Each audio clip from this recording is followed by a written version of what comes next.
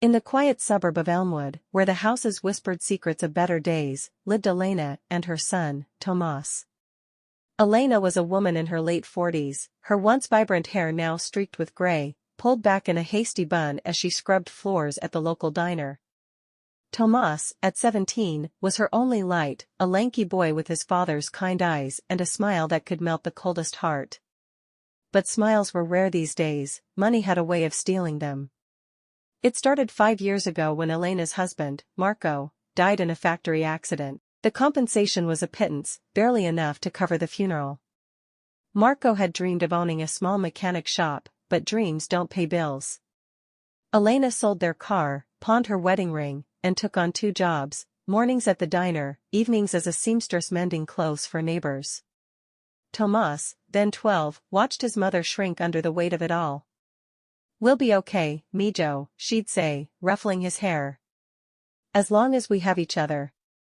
But money was a relentless thief. The rent on their tiny apartment crept up each year, utilities soared, and groceries became a game of choices, milk or bread. Tomas started skipping lunches at school to save the free meal vouchers for dinner. He took odd jobs after class, mowing lawns, delivering papers, handing every penny to Elena. "For our future," he'd say, echoing her optimism. She enrolled him in the community college prep program, hoping education would be their escape. Tomas excelled, his report cards a beacon in their dim living room. One winter, fate dealt another blow. Elena slipped on ice outside the diner, fracturing her ankle. The doctor prescribed rest, but rest was a luxury for the poor. She hobbled to work, pain shooting through her leg like fire. Medical bills piled up, $2,000 for the ER visit, $500 for the brace. Insurance? A joke, her jobs offered none. Tomas quit his after-school activities to care for her, cooking simple meals of rice and beans, reading aloud from library books to distract her from the ache. As spring thawed the ground, so did their savings melt away. The landlord, Mr. Hargrove, a stern man with a ledger full of excuses, knocked on their door. "Rent's due, Elena." 2 months behind. She begged for time, promising extra from her sewing. He grunted, 1 week. Tomas overheard, his heart pounding.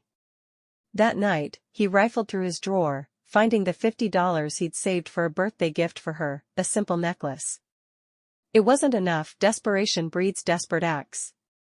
Tomas heard whispers at school about quick cash, selling old electronics, or worse. But he chose honesty. He approached his teacher, Ms. Rivera, who knew their story. "Is there work I can do?" She connected him to a tutoring gig for younger kids, paying $10 an hour. It helped, but barely. Elena's ankle healed crookedly, she limped now, her shifts cut short. The diner owner sympathized but couldn't afford full pay.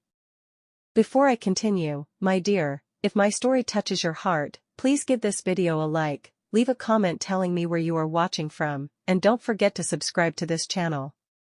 Summer brought heat waves and hope. Tomas won a scholarship essay contest, $1,000 toward college.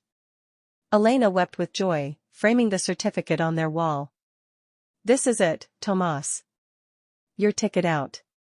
But the money went to debts, back rent, overdue electric bill. Mr. Hargrove took half, the power company the rest. Tomas didn't complain, seeing his mother's relief was worth it.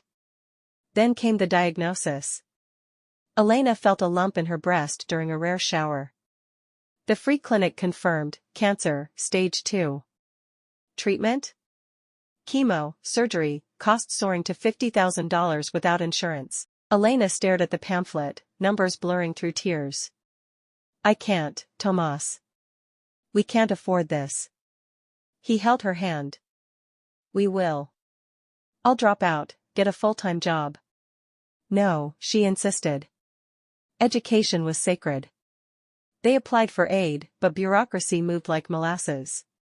Forms, denials, appeals. Meanwhile, Elena weakened.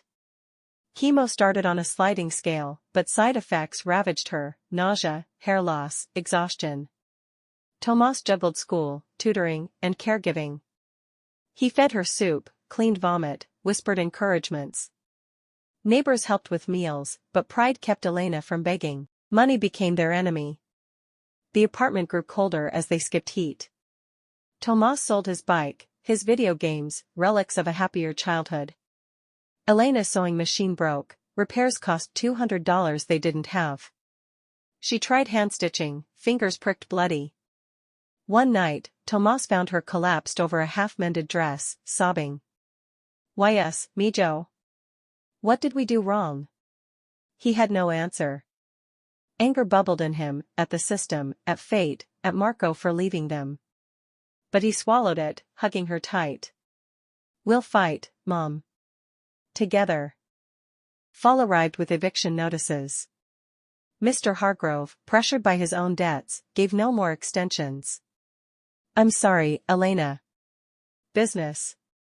They had 2 weeks.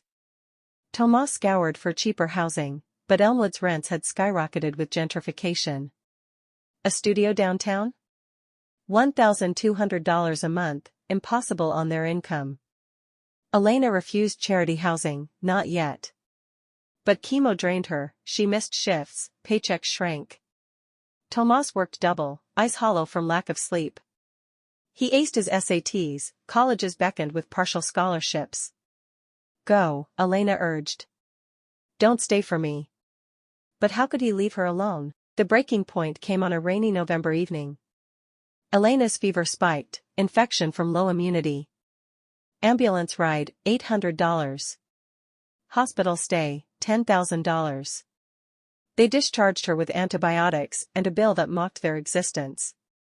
Tomas pawned his laptop, his school lifeline, for $300. It covered nothing. Back home, packing boxes loomed. "Where will we go?" Tomas asked, voice cracking. Elena, frail on the couch, touched his cheek. "My sister in the city. She has a spare room." But Aunt Rosa lived in a cramped walk-up, hours away. It meant Tomas transferring schools mid-year, losing his scholarship chances. Moving day dawned gray. Neighbors watched silently as they loaded a borrowed truck with meager belongings, a worn mattress, kitchen pots, Tomas's books. Elena clutched a photo of Marco, tears silent.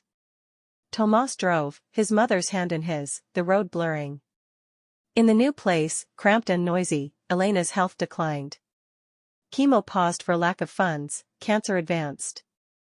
Tomas got a factory job like his father's, grueling shifts, minimum wage. School became part-time, dreams deferred. He watched his mother fade, her laughter a ghost. One Christmas Eve, snow falling softly, Elena called him close. "Promise me, Tomas. When I'm gone, chase your future. Don't let money chain you." He nodded, throat tight. But she lingered, pain her companion. Months later, she passed in her sleep, dead their inheritance. Tomas, now 18, buried her with loans from friends. Alone in the world, he worked the factory line, savings trickling toward college. But the sadness lingered, a hollow in his chest where hope once lived. Years passed. Tomas graduated community college, became a mechanic like his dad. He fixed cars, mended lives, but the scar remained. Money had stolen his mother, his youth. In quiet moments, he whispered to the stars, "We fought, Mom. Together." Yet the world spun on, indifferent to their story, a sad tale of love lost to the cruelty of coins.